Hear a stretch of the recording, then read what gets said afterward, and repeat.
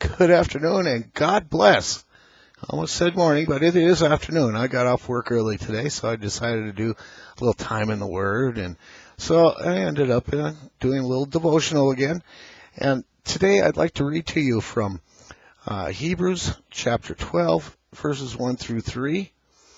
Therefore, since we are surrounded by such a great cloud of witnesses, let us throw off everything that hinders and the sin that so easily entangles.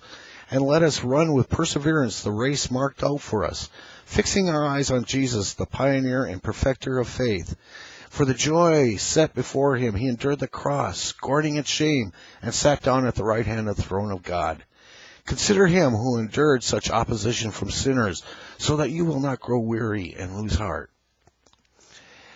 I'm going to start off here with a little pioneer story here.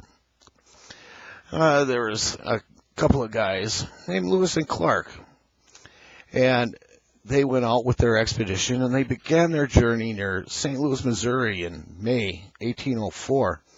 And this group, they were often called the Corps of Discovery by historians.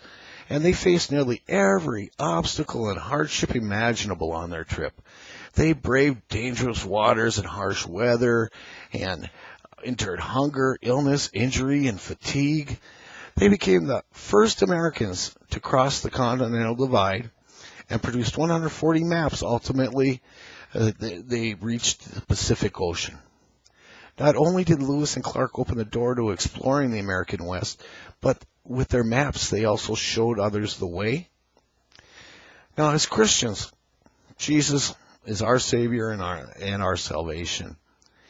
He was the pioneer and perfecter of faith. Like Lewis and Clark, he marked out a trail for us. It's like the Pacific Ocean is heaven, and along the way, we're going to face many hardships.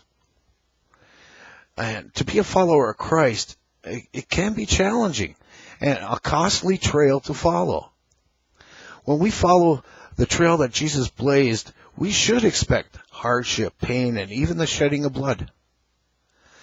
Dietrich Bonhoeffer wrote, "When Christ calls a man, he bids him come out and die."